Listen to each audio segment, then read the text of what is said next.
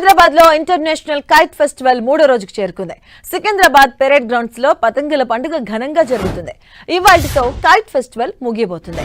2వ రోజైన నిన్న kite and sweet festival grand గా జరిగింది. ఈ ఫెస్టివల్ కు జనం పెద్ద సంఖ్యలో హాజరవుతున్నారు. పర్యాటక శాఖ ఆధ్వర్యంలో ఇవాల్టి వరకు కైట్ ఫెస్టివల్ జరగబోతుంది.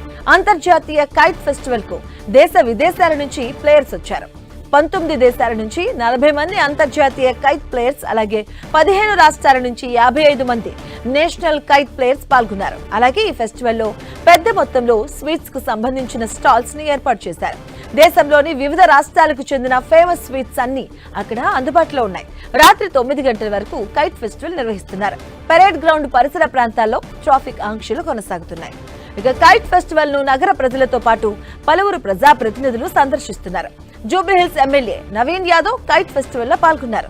సరదాగా కాసేపు పతంగులు ఎగురవేసిన నవీన్ యాదవ్ నగర వాసులకు పండుగ వాతావరణం కల్పించేలా ప్రభుత్వం కైట్ ఫెస్టివల్ నిర్వహిస్తుందని తెలిపారు. మాజీ మంత్రి తలసాని శ్రీనివాస్ యాదవ్ కైట్ ఫెస్టివల్ లో పాల్గొన్నారు. పిల్లలతో కలిసి పతంగులు ఎగురవేసిన తలసాని సంక్రాంతి పండుగకు సంబంధించిన తన అనుభవాలను గుర్తు చేసుకున్నారు.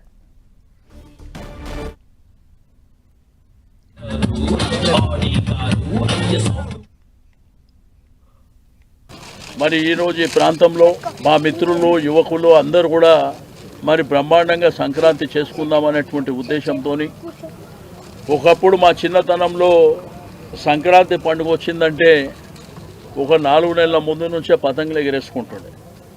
మాంజా కూడా మేమే తయారు చేస్తుంటే ఏ వీధిలో చూసినా, ఏ బస్తీలో చూసినా, ఏ గల్లీలో చూసినా మరి పతంగులు ఎగిరేసుకోవడం అనేది సాంప్రదాయబద్ధంగా జరిగేటువంటి పండుగ. కానీ మన దేశంలో వెస్టర్న్ కల్చర్ వచ్చిన తర్వాత మన పండుగలకు, మన సాంప్రదాయాలకు చర్మగీతం పాడి నేను తల్లిదండ్రులకు, పేరెంట్స్కి అందరికీ రిక్వెస్ట్ చేస్తున్నా, మన పండుగలు ఈ దేశంలో గొప్ప పండుగలు, తెలుగు పండుగలు అనేటివి చాలా బ్రహ్మాండమైనటువంటి పండుగలు.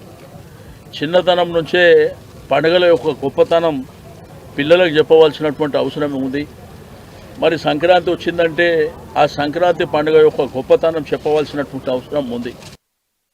అందరూ కూడా పండుగ సందర్భంగా ఊర్లు వెళ్ళిపోవడం జరుగుతూ ఉంటుంది.